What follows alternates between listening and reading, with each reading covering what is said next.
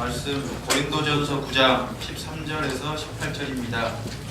고린도전서 9장 13절에서 18절 말씀 제가 먼저 교독하시겠습니다. 제가 먼저 13절부터 하고 마지막 18절 이렇게 하시겠습니다. 성전의 일을 하는 이들은 성전에서 나는 것을 먹으며 제단에서 섬기는 이들은 제단과 함께 나누는 것을 너희가 알지 못하느냐?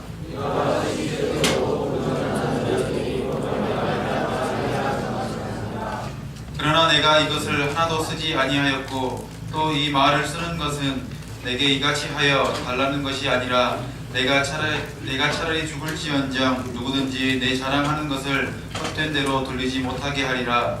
내가 복음을 전할지라도 자랑할 것이 없으면 내가 그것을 할 내게 화가 있을 것이다. 내가 내 자의로 이것을 행하면 상을 얻으려니와 내가 자의로 하지 아니한다 할지라도 나는 사명을 받았노라. 그런즉 내 상이 무엇이냐? 내가 복음을 전할 때에 값없이 전하고 복음으로 말미암아 내게 있는 권리를 다 쓰지 아니하는 이것이로다. 아멘. 자, 오늘 말씀 제목 한번 다 같이 읽어보겠습니다. 말씀 제목입니다. 시작! 자신의 사명을 깨닫고 자신의 사명대로 살라. 네, 자신의 사명을 깨닫고 자신의 사명대로 살라라는 제목으로 하나님 말씀 전하겠습니다. 우리는 지금 계속 고린도전서를 보고 있죠. 벌써 이제 9장까지 왔습니다. 9장도 이제 막바지에 이르렀는데, 여러분 이 고린도전서를 매번 설교할 때마다 제가 말씀드리지만 고린도전서는 고린도 교회 교인들의 질문에 대한 사도 바울의 답변서다라고 말씀드렸습니다. 그리고 우리가 읽은 9장은 지난주에도 말씀드렸지만 사도 바울 당신이 진짜 사도이냐, 우리가 정말 사도 맞아? 하는 그 고린도 교회 질문, 고린도 교회 교인들의 질문에 대한 사도 바울의 답변이에요. 우리가 작년에 전반기 때 쭉 봤던 성경이 있었죠. 그게 뭐였습니까? 잊어먹었어요? 그죠? 사도행전을 봤죠. 사도행전을 1장에서부터 28장까지 쭉 보면서 사도 바울이 얼마나 많은 오해와 또 얼마나 많은 공격을 받았는지 우리가 봤어요. 그리고 이 고린도 전서를 보면서도 그러한 일들이 얼마나 심각했는지 우리가 지금 보고 있습니다. 우리도 사실 살면서요, 여러 가지 오해와 또 여러 가지 공격을 받을 때가 있어요. 그리고 솔직히 이런 오해와 이런 공격을 받으면 엄청난 분노를 경험하기도 합니다. 여러분, 저도 이 사역을 하다 보면 제 의도와 상관없이 이런 오해와 이런 공격을 받을 때가 있어요. 그래서 이런 공격과 이런 오해를 받을 때는 내가 이걸 그만둬야 되나? 이런 생각을 하기도 합니다. 그래서 너무나 심한 공격을 받을 때, 너무나 심한 오해 속에 사로잡힐 땐 사역을 그만두고 싶다 하는 생각을 제 자신도 합니다. 아마 우리 젊은이 사역부 안에서도 그런 생각을 하시는 분들이 있을 거예요. 이런 오해와 이런 공격으로 인해서 내가 하고 있는 사역을 좀 내려놓거나 아니면 내가 다른 교회로 옮겨야 되나 하는 그런 생각을 하고 계시는 분들도 있을 수 있어요. 그런데 오늘 말씀해 보니까 우리에게 위로가 되는 말씀이 있어요. 이런 생각을 하는 그런 생각을 우리만 한 게 아니라 사도 바울도 했다는 거예요. 자, 사도 바울도 이런 오해와 공격 때문에 자신의 사역을 그만둘까 생각했습니다. 자, 15절 말씀 한번 볼게요. 15절 말씀 같이 봅니다. 시작! 그러나 내가 이것을 하나도 쓰지 아니하였고 또 이 말을 쓰는 것은 내게 이같이 하여 달라는 것이 아니라 내가 차라리 죽을지언정 누구든지 내 자랑하는 것을 헛된 대로 돌리지 못하게 하리라. 아멘. 여기서 차라리 내가 죽을지언정 이렇게 말하고 있죠. 누가 말했어요? 사도 바울이. 이 말은 사도 바울이 엄청난 오해와 공격으로 인해서 자기가 지금 너무나 화가 나 있고 너무나 괴로워서 지금 자기가 하고 있는 이 사역을 그만둘까 하는 생각을 했던 것 같아요. 그런데 그럼에도 불구하고 사도 바울은 16절에 이렇게 이어서 고백합니다. 우리 16절 말씀 볼게요. 16절 같이 봅니다. 시작! 내가 복음을 전할지라도 자랑할 것이 없으면 내가 부득불 할 일이니라. 만일 복음을 전하지 아니하면 내게 뭐가 있다고요? 화가 있다. 그러니까 이 사명을 내가 감당하지 않으면, 이 복음을 전하지 않으면 내게 화가 있다는 거예요. 여러분 진짜 대단하지 않습니까? 이렇게 오해와 공격을 받고 있음에도 불구하고 사도 바울은 계속 자신의 사역, 즉 복음 전파를 쉬지 않고 있다는 거예요. 그리고 만약에 자기가 이 사역을 멈추게 된다면 자기에게 뭐가 있다고요? 화가 있다는 거예요. 여러분 사도 바울이 왜 위대한 사람인 줄 아십니까? 사도 바울이 위대한 건 그는 계속하는 능력이 있어요. 계속하는 능력. 근데 우리는 어떻습니까? 하다 보면 안 되면 어떻게 합니까? 멈추죠. 그냥 스탑해버려요. 더 이상 가지 않아요. 그리고 이렇게 생각하죠. 아, 나에게는 다른 길이 있을 거야. 근데 다른 길이 있던가요? 없어요. 왜 없는 줄 아세요? 그것만 해도 멈추니까. 그리고 또 다른 길을 선택해요. 그리고 또 멈춰요. 매일 그게 반복이 돼요. 그러니까 공부도 그렇지 않아요? 열심히 해야지. 언제부터? 내일부터. 그리고 내일 열심히 해요? 안 하죠. 멈춰요. 그러니까 우리가 안 되는 거예요. 근데 그걸 열심히 하는 사람은 어떻게 돼요? 되는 거죠. 여러분 엄청난 고난, 엄청난 고통, 그리고 오해와 그로 인한 핍박과 공격, 심지어 죽음의 위기가 수시로 밀려오는데도 불구하고 사도 바울은 어떻게 했느냐? 자신에게 맡겨진 그 사명을 계속했다는 거예요. 그러니까 결국 성공하는 사람의 특징이 있죠. 바로 자기에게 맡겨진 사명을 계속하는 사람이에요. 언제까지? 완성될 때까지. 완성될 때까지. 그것이 바로 승리의 비결이죠. 예전에 어떤 청년과 상담을 했는데요. 사귀던 여자친구와 헤어져서 너무나 힘들다는 거예요. 남자일까요? 여자일까요? 남자겠죠. 여자는 아니겠죠. 네, 남자겠죠. 사귀던 여자친구와 헤어져서 너무 힘들었다고. 힘들어 본 적이 없으니까, 그죠? 사귀어본 적도 없고, 그죠?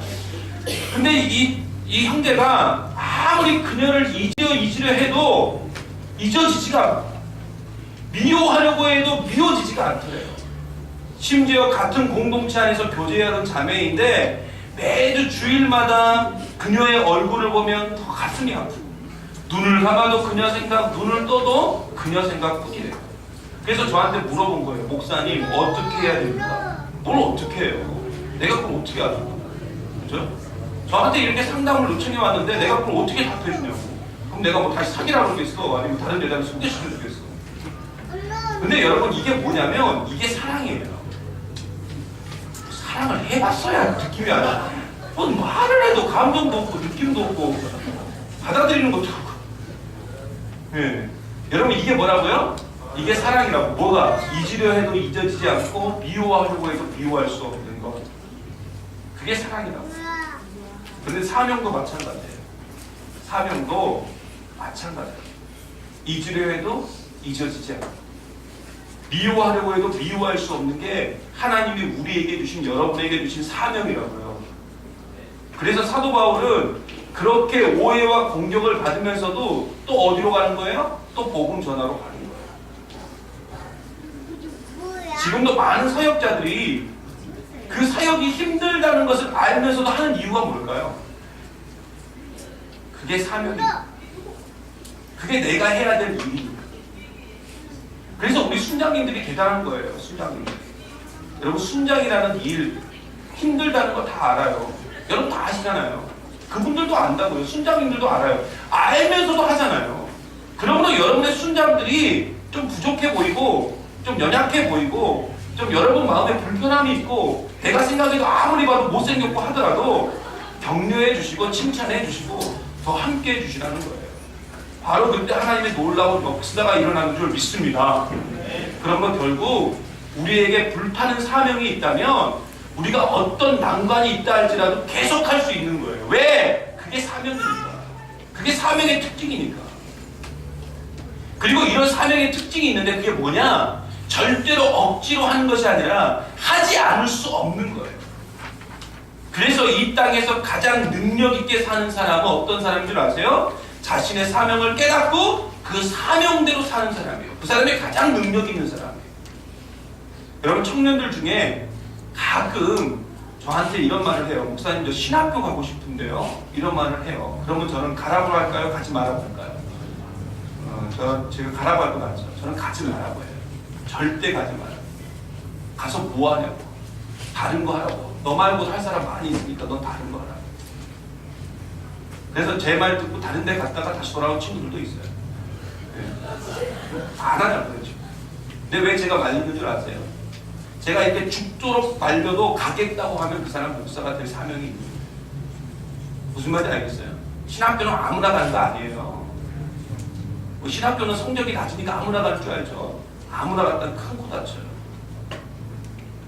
사랑도 마찬가지예요. 사랑도. 둘이 사랑해서 연애를 하고 결혼까지 생각을 합니다. 여러분 다 결혼하실 거죠? 결혼한 사람 더 이상 결혼하면 안 되고, 그죠? 결혼 다 하실 거죠? 뭐 대답이 없어. 혼자 살까요? 평생 혼자 살아? 여러분 결혼의 사명이 있어요. 여러분에게는. 그죠? 여러분 다 결혼해야 돼. 무조건 결혼하셔요. 결혼해야 돼. 다 결혼해. 저 뒤에 봐봐. 신혼부부 봐봐. 얼마나 얘기 아파. 지 봐봐. 얘기 아파 있잖아. 유리 아프고 얼마나 이뻐. 그러잖아. 아니 지가 이쁘다는 게 아니고 유리가 이쁘다. 근데 응? 우리 다 결혼했잖아. 다 결혼했지. 다 결혼했고 또 결혼할 거잖아. 그런데 잘 들으세요. 둘이 사랑해서 연애를 하고 결혼까지 생각을 해요. 그런데 주변에 엄청난 방해가 있고 엄청난 반대가 있다고 합시다. 만약에 그 방해와 반대 때문에 결혼을 포기한다면 그게 사랑일까요? 아니겠죠? 여러분이 더 잘할 거예요. 진짜 사랑한다면 아무리 방해가 있고 아무리 반대가 있어도 끝까지 만나고 끝까지 만나서 결혼까지 하는 거예요. 그러므로 사랑하기 때문에 헤어진다? 그건 사랑이 아니에요. 좀 그런 말 하지 마. 난 사랑하기 때문에 너랑 헤어져. 그건 사랑 아니에요. 장난친 거지 여러분과. 그래서 사랑은 뭐가 아니라고? 장난이 아니야. 이런 말 하는 거예요. 그리고 이런 말은 사랑을 모르는 사람들이 하는 말이에요. 헤어진 뭐 사랑하니까 헤어져. 그러므로 사랑이나 사명이나 주어진 환경과는 관계없이 걸어가는 그 특징이 있다고요. 그러므로 여러분 잘 들으세요. 사명의 반대말이 뭘까? 그렇다면 사명의 반대말이 뭘까? 따라해보세요. 사명의 반대말은 명사가 아니야. 사명의 따라해봐요. 사명의 반대말은 생존이다. 생존이에요. 생존. 그래서 생존으로 사는 사람은 어떤 사람인 줄 아세요? 그 특징이 있어요. 늘 환경의 지배를 받아요. 환경에. 그러므로 이런 사람들의 특징이 있어요. 예수님이 딱 이렇게 말했어요. 생존으로 사는 사람의 특징이 있어요. 첫째, 무엇을 먹을까? 둘째, 무엇을 마실까? 셋째, 무엇을 입을까? 이렇게 염려하는 사람이 생존으로 사는 사람. 그러나 우리가 분명히 기억해야 될 사실이 있는데 그리스도인, 즉 영생으로 사는 사람은 이 생존의 삶을 뛰어넘는 사람이 돼야 될 줄 믿습니다. 제가 지난주 목요일날 시크릿 처치 때 분명히 말했어요.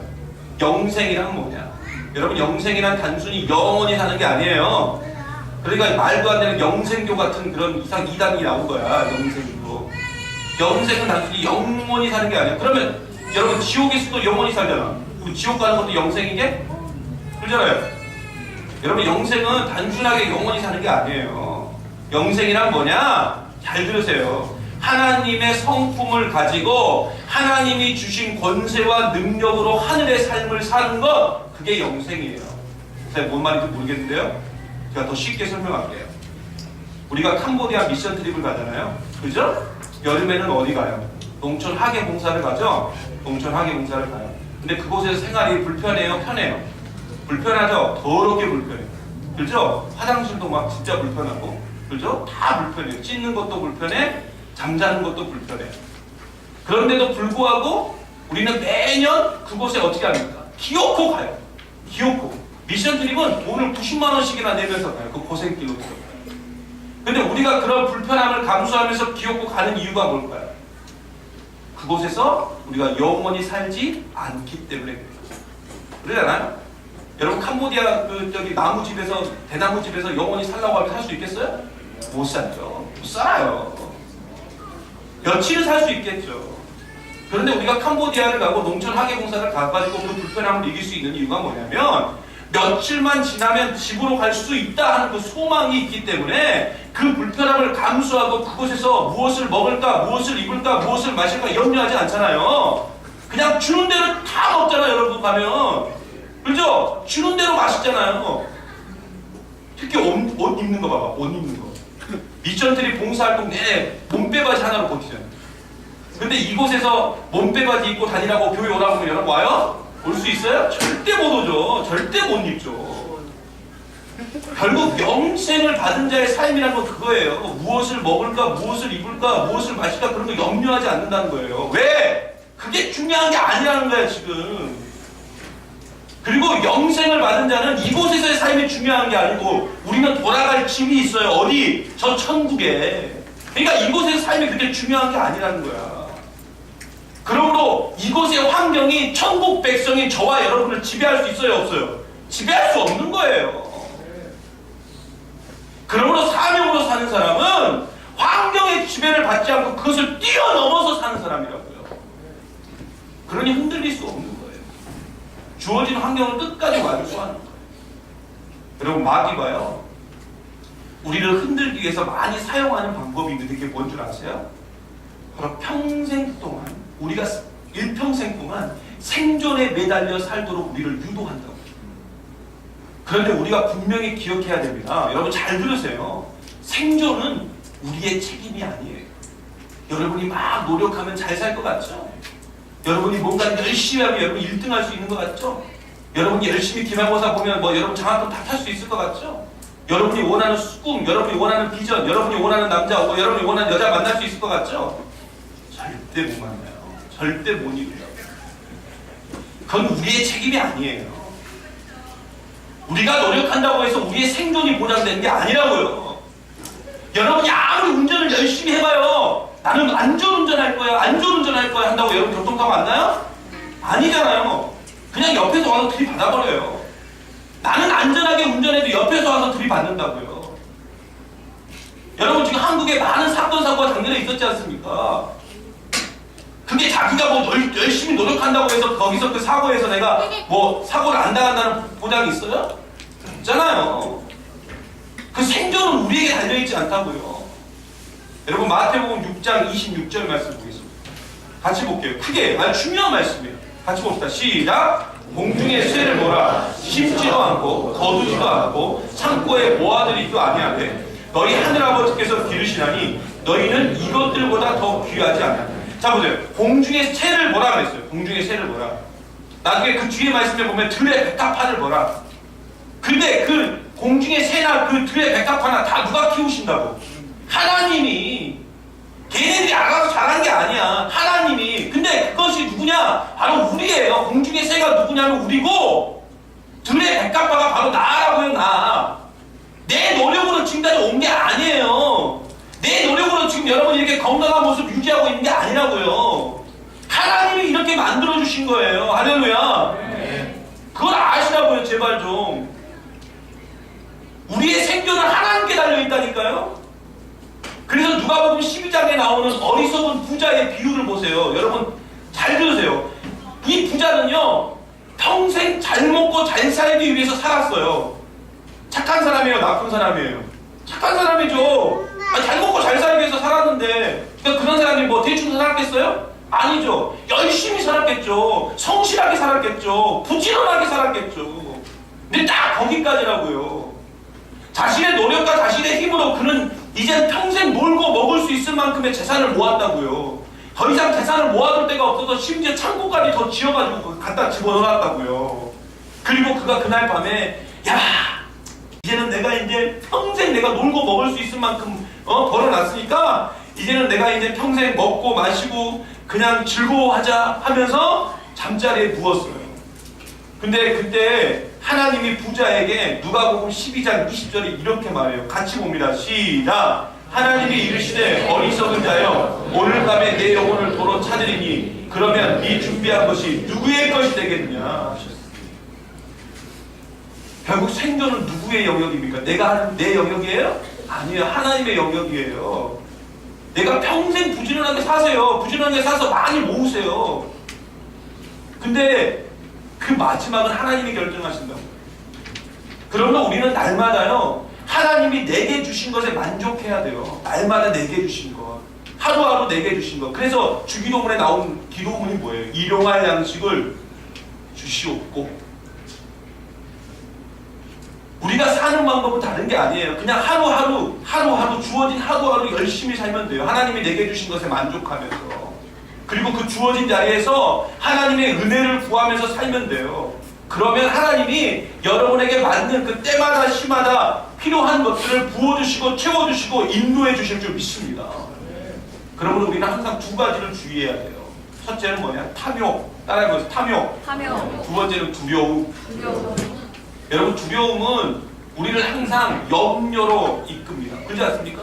여러분이 왜 염려하세요? 두려움 때문에 염려하잖아요.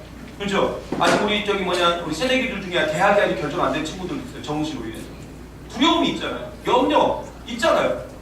그리고 앞으로 새로운 대학 가서 새로운 곳에서 어떻게 할까는 두려움이 있잖아요. 그럼 잘 들으세요. 여러분, 이 염려와 두려움이 결국 우리를 탐욕의 길로 걷게 만든다고요. 그래서 성경은 끊임없이 우리에게 하는 말이 있어요. 두려워하지 말라. 예수님 엄청 많이 말씀하셨죠? 두려워하지 말라, 놀라지 말라. 하나님도 끊임없이 말씀하셨어요. 두려워하지 마, 놀라지 마. 그리고 하신 말씀이 뭐냐? 성경에 육체의 욕심을 버리라 이렇게 얘기하고 있어요. 결국 우리가 죽을 때까지 돈 하면서 살고 좋은 집, 좋은 차만 추구한다면 가장 불행한 사람이 될 수밖에 없다고요. 물론 전 여러분이 다 부자가 됐으면 좋겠어요. 저의 소망입니다. 전부 좋은 차, 좋은 집 거기서 다 타고 다니고 살았으면 좋겠어요. 그런데 그것이 여러분의 인생의 목표가 되지는 말아야 돼요. 알겠어요? 그게 여러분의 목표가 되면 안 된다고요. 그리고 그것만을 위해서 살면 안 돼요. 여러분, 지금 시크릿 처치 때 창세기를 쭉 보고 있는데요. 생존은 우리의 가난이 절대 아닙니다. 창세기의 대표적인 인물 4명의 족장이 등장합니다. 첫 번째 누구예요? 아브라함. 두 번째 누구예요? 이삭. 세 번째 야곱. 네 번째 요셉입니다. 이 4명의 족장이 등장을 해요. 여러분, 아브라함과 이삭과 야곱은 당대 엄청난 부자였습니다. 그리고 요셉은 당시 가장 강대국이었던 애굽이라는 땅의 2인자였어요. 총리였어요. 총리. 그렇다면 그들이 어떤 엄청난 노력으로 그렇게 되었을까요? 아니에요. 자신의 힘과 자신의 노력으로 그렇게 된 게 아니라고요. 그들이 그렇게 될 수 있었던 건 뭐냐면 하나님의 은혜 때문에 그랬다고요. 하나님의 은혜 때문에. 하나님이 그렇게 해준 거예요. 그들에게.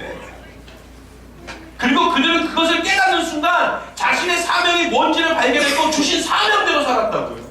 그래서 히브리서 11장에 그들은 이렇게 표현해요. 따라해보세요. 세상이 감당할 수 없는 사람. 이 말이 뭔 줄 아세요? 세상의 지배를 받지 않고 환경의 지배를 받지 않는 사람이라는 거예요. 그런데 지금 저와 우리의 모습은 어때요? 세상의 지배를 받고 있죠? 환경의 지배를 받고 있죠? 그러니까 걸핏하고 넘어지고 쓰러지고 하는 건 아닙니까? 두려워하고 염려하고 그러고 있는 건 아닙니까? 그러니 생존 때문에 뭘 포기하는 거예요? 사명을 포기하는 것 아닙니까? 생존 때문에 사랑을 포기하는 것 아닙니까? 여러분, 이번에 수련회를 준비하면서 진짜 제가 여러분에게 하고 싶은 말이 있어요. 제 스스로요, 이 설교를 준비하면서 이 말 진짜 해야 되나 말아야 되나 엄청 고민하면서 지금 하고 있는 겁니다. 그러니까 여러분 잘 들으세요. 제가 엄청 고민했다고요. 기도하면서 고민하고 또 고민하면서 지금 말하는 거예요. 근데 왜 제가 이 말을 하냐면 이게 제 사명이니까. 그리고 여러분의 영적인 생명을 맡은 자의 사명이기 때문에 분명히 제가 말합니다. 아주 강력하게 말해요. 사도 바울이 말한 대로 굵은 글씨로 제가 말한다고요. 문서체로 말하니까 잘 들으세요. 이번 동계 수련회를 위해서 여러분의 것을 좀 잠시 포기하면 안 됩니까? 동계 수련회를 위해서 여러분의 것을 좀 포기하면 안 되냐고요. 잠시, 영원히 아니잖아요. 잠시. 여러분 사명을 위해서 생존을 포기하면 안 되냐고요. 1년에 한 번입니다. 한 번. 2박 3일. 그것도 꽉 찬 3일도 아니에요. 시간으로 계산하면 이틀도 안 돼요. 왜? 3시에 시작해서 11시에 끝나니까. 이틀도 안 된다고, 이틀. 그리고 여러분, 이게 1년에 한 번이잖아요. 이때 영적인 공급을 받아야 돼요. 그래야 1년을 충만하게 살 수 있는데, 여러분 포기할 수 없습니까? 여러분의 그 생존을? 물론 사정이 있겠죠. 형편이 있겠죠. 그러나 사명자는 사정과 형편과 환경을 뛰어넘는 사람입니다. 전 청년 때요. 저도 청년 때가 있었어요. 저도 청년회장 했습니다. 이 순천에서 모교에서 청년회장 했어요. 여러분 청년 때 분명해지지 않으면 나중에 더 어려워진다고 분명히 생각해야 돼요. 지금 여러분이 이런 부분에 대한 확실한 훈련이 되지 않으면 여러분이 나중에 커서요. 진짜 하고 싶어도 두려움과 염려 때문에, 그리고 죄송한 말씀이지만 여러분의 더 큰 탐욕 때문에 그 탐욕으로 인해서 아무것도 못한다고. 여러분 분명히 선택하십시오. 생존으로 살 것인가 아니면 사명으로 살 것인가. 선택은 여러분에게 달렸어요. 그리고 분명히 들으십시오. 생존의 주권은 하나님께 있습니다. 제발 하나님 마음 그만 아프게 하시고요. 결단하세요. 1년에 한 번이잖아요. 그리고 확신으로 서시길 바랍니다. 수련회를 왜 합니까? 저를 위해서 합니까? 목사 마음 편하게 해주려고 합니까? 아니잖아요. 여러분을 위해서 하는 거잖아요. 1년의 시작을 온전한 영성으로 그리고 올해 우리가 목표로 잡은 그리스도인의 삶을 살기 위해서 하는 것 아닙니까? 근데 이건 아니죠. 전차며 30년도 안 돼요. 이건 아니죠. 이건 아니잖아요, 솔직히. 우리가 예배가 지난주에 103명 나왔거든요. 103명 중에 전참이 30명도 안 된다는 건 말이 안 되죠. 왜 포기하지 못합니까? 왜 놓지 못합니까? 왜 두려워하십니까? 하나님이 여러분의 생존을 갖고 있는데. 이번 특별 새벽 기도에도 마찬가지예요. 여러분 지금 아니면 언제 기도합니까? 1년에 3일입니다. 여러분 보고 새벽 예배 나오라고 말하는 게 1년에 3일이라고요. 3일. 새벽에서 나와서 기도하는 것, 여러분 그것도 못합니까? 하나님께 여러분을 그 정도로 헌신하지도 못합니까?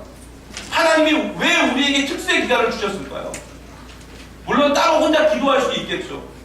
그러나 함께 기도할 때 더 큰 능력이 있는 줄 믿습니다. 여러분 사도행전에 나오는 초대교회는 모여 기도하는 공동체였어요. 따로따로 각계 전투하는 공동체가 아니었다고요. 그래서 폭발적인 능력을 발휘한 거예요. 그들이 엄청난 그리스도인의 삶을 산 거라고요. 근데 우리는 1년에 딱 한 번이에요. 그것도 3일 새벽 1시간 오면 밥도 줘요. 그런 데가 어디 있어? 나는 지금까지 많은 특별 새벽기도 이렇게 청년들 데리고 해봤지만 밥 주는 교회는 처음 봤어요. 내가 전원에 주지 말자 그랬더니 막 줘야 된다고 막 그것 때문에 나오는데 그러니까 안 한가? 없애버릴까 밥을? 그래야 나올라나? 여러분 하나님의 성품 중에 대표적인 성품이 사랑이에요. 사랑, 그렇죠? 사랑을 가장 쉽게 설명할 수 있는 게 있어요. 그게 뭐예요? 십자가. 십자가는 내가 아닌 타인을 위해서 존재하는 것. 결국 다른 사람을 위해서 헌신하는 것. 그게 우리의 사명 아닙니까? 그러므로 우리의 진정한 만족은 언제 나오는 줄 아세요? 여러분 사랑을 줄 때 만족이 있어요? 사랑을 받을 때 만족이 있어요? 줄 때 만족이 있죠. 여러분 선물을 받을 때보다 솔직히 선물 줄 때가 더 기대되고 더 가슴도 콩닥콩닥 뛰지 않습니까? 그렇잖아요. 결국 그게 마찬가지예요. 진정한 만족은 자기 자신을 위한 삶이 아니라 다른 사람을 위해 살 때 만족감이 있다고요. 그리고 내가 아니라 하나님을 위해서 살 때 진정한 만족이 있는 줄 믿습니다. 그래서 사랑은 두 가지예요. 하나님 사랑, 이웃 사랑. 그래서 사도 바울은 고린도후서 12장 15절에 이렇게 고백합니다. 다 같이 읽어보겠습니다. 시작! 내가 너희 영혼을 위하여 크게 기뻐하도록 재물을 사용하고 또 내 자식까지도 내어주니 너희를 더욱 사랑할수록 나는 사랑을 덜 받겠으나. 얼마나 멋져요. 여러분 연애 편지 이렇게 써요. 내가 너를 위해서 내 사랑을 덜 받겠다. 결국 사도 바울은 자신이 사랑을 덜 받아도 좋으니까 자신을 향한 사랑이 고린도 교회 교인들에게 가득해요. 그리고 죽기까지 그들을 사랑한다라고 말하고 있어요. 그리고 그는 그것을 통해서 진정한 삶의 만족을 얻었습니다. 우리는 나를 위해서 살면 가장 행복할 것이라고 생각합니다. 그러나 그런 사람은 조금 전에 말씀드렸던 그 어리석은 부자예요. 왜냐하면 생존은 누구한테 달려있으니까요? 하나님께 달려있습니다. 그래서 우리가 이번 수련회도 작년과 마찬가지로 긍휼히 여기는 자는 복이 있나니 긍휼히 여김을 받을 것이며 라는 주제로 독거노인분들을 방문하게 될 거예요. 작년에 독거노인분들 방문했을 때 기억나시죠? 얼마나 큰 만족이 있었습니까? 그분들이 지금도 이야기해요. 저를 만나면 너무너무 행복했다. 너무너무 즐거웠다. 자기 평생에 그렇게 젊은이들이 자기한테 와가지고 함께하는 분들을 본 적이, 함께하는 적이 없었다.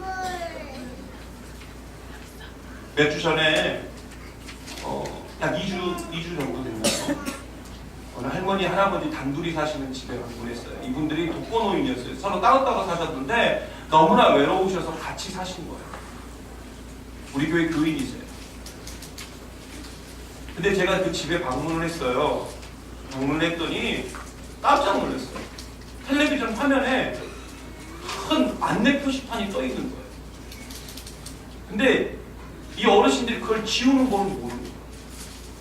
나도 집사님 이거 얼마나 됐어요? 2달 됐어요. 2달 동안 그것도 정면에 가운데 드라마 주인공은 항상 가운데 있는데 누군지도 모르겠고 앵커도 누군지도 모르겠고 뉴스를 봐도 항상 잘려서 나오고 얼마나 답답해. 근데 어떻게 할 줄은 그냥 전화 한 번이면 되는데 인터넷 회사에 전화해가지고 인터넷 TV니까 CJ에다가 전화해가지고 헬로 모바일 여기다 전화해가지고 전화 한 번이면 되는데 어떻게 하실 줄 모르겠어요. 여러분들이 만약에 독거노인 이번에 방문해서 그런 그분들의 정말 우리가 생각하는 별것도 아닌 문제를 여러분이 해결해 준다고 생각해요. 얼마나 큰 만족이 있겠어요. 얼마나 큰 기쁨이 있겠어요. 여러분도 기쁨이고 그들도 기쁨이고. 그렇죠? 여러분 독일의 유명한 신학자이고 목사님이었던 본 헤퍼라는 목사님이 계십니다. 이분은 2차 세계대전 당시에 미국 유학을 마치고 나치 치하에 있는 독일로 돌아가셨어요. 사람들을 말렸어요. 분명히 가시면 죽을 수 있다고. 마치 에베소에서 사도 바울처럼 보네포 목사님은 독일로 돌아가셔서 모두가 히틀러를 찬양할 때 히틀러에 대해서 분명히 비판해야 된다고 하고 가셨어요. 그리고 보네포 목사님은 예상대로 순교하셨어요. 죽을 줄 알았지만 믿음으로 달려가는 것, 그게 그리스도이고 그게 복음으로 사는 사람, 그리고 그게 사명자. 모든 것은 하나님께 달려있어요. 괜히 욕심 부리지 마세요. 욕심 부려봤자 나만 손해예요. 나를 위해서 사는 사람은 결국 모든 영적 감각이 다 죽어질 수밖에 없어요. 그래서 분명히 말씀드리는데 기회가 있을 때 여러분 다 참여하세요. 예전에 했던 거라도 또 하세요. 괜찮아요. 그때 은혜가 있는 거예요. 그래야 여러분의 감각이 살아나는 거예요. 영적인 감각이 살아나는 거예요. 저도요, 금요일날 목요일날 시크릿 처치 준비한다고 또 설교 준비한다고 또 우리 뭐 있을 때마다 한다고 성경을 계속 보거든요. 볼 때마다 새로운 거예요. 이번에 큐티 학교 때도 그런 고백들이 막 터져 나왔어요. 아침에 큐티를 하고 나왔는데 똑같은 본문을 큐티를 하고 나왔는데 오후에 보니까 또 말씀이 달라. 그게 능력인 거예요. 그게 말씀의 능력인 거예요. 그러니까 자꾸 내 영이 살아나는 거예요. 내 감각이 살아나는 거예요. 여러분 그런 은혜가 있어야 될 줄 믿습니다. 여러분 2004년도에 태국에 엄청난 쓰나미가 있었죠. 기억하시죠? 푸켓 쪽. 그때 시체를 정리하는데요. 놀라운 일이 벌어졌대요. 그게 뭐냐면 사람 시체는 엄청 많은데 동물 시체는 거의 없대요. 이유가 뭔지 아세요? 동물들은 쓰나미가 온 걸 알고 다 도망가 버려요. 근데 인간들은 먹겠다고, 더 먹겠다고, 더 벌겠다고 그렇게 하다가 세상에 징조가 온 걸 몰랐던 거예요. 감각이 떨어집니다. 그러므로 여러분 나를 위해서 살아봤자 우리는 고통만 당하게 됩니다. 오늘 설교를 들으시면서 참 불편할 수 있습니다. 그러나 불편함을 전하는 것도 저의 사명이에요. 그리고 듣는 것도 여러분의 사명이에요. 물론 제가 여러분에게 날마다 잘 먹고 잘 살아라, 여러분 복 받아라, 좋은 남자친구, 멋진 여자친구, 예쁜 여자친구 다 만나라 이렇게 얘기하면 좋겠죠. 그러나 진짜 잘 먹고 잘 사는 비결은 누구한테 달렸어요? 하나님께 달렸다고. 그걸 분명히 여러분 알아야 돼요. 성경은 폼으로 입고 있는 이 폼으로 가지고 다니는 게 아니에요. 읽는 게 아니라고. 성경은 그냥 우리 눈으로 읽느라고 있는 것이 아니라 그렇게 살라고 우리에게 주어진 거예요. 여러분 교회 왜 다니십니까? 부자 되려고요? 성공하려고요? 결혼하기 위해서요? 아니면 어쩔 수 없이 다니십니까? 분명히 오늘 선택하고 오늘 결정하십시오. 사명으로 살 것인가 아니면 생존으로 살 것인가. 그러나 확실한 것은 생존은 하나님께 달려있다. 그러므로 우리는 사명을 위해서 그냥 달려가기만 하면 돼요. 하나님께 다 맡기면 돼요. 하나님이 알아서 하시고. 여러분의 사명이 뭐예요? 그리스도인으로 사는 거죠? 그리스도인은 복음으로 사는 거예요. 복음은 예수 그리스도예요. 지금 예수님처럼 사는 것, 이게 우리의 사명이에요. 여러분의 사명, 저의 사명이에요. 그래서 날마다 우리는 이렇게 생각하며 살아야 돼요. 저를 따라해보세요. 예수님이라면 어떻게 하셨을까? 예수님이라면 이번 수련회 참석했을까요? 안 했을까요? 예수님이라면 이번 특세 때 참석했을까요? 안 했을까요? 예수님이라면 이 예배에 참석했을까요? 안 했을까요? 한번 생각해보세요. 결정은 여러분이 하실 거예요. 여러분 날마다 이 사실 잊지 말고 바르게 선택하십시오. 그리고 바르게 걸으세요. 그리고 결국 승리하시기를 간절히 바랍니다.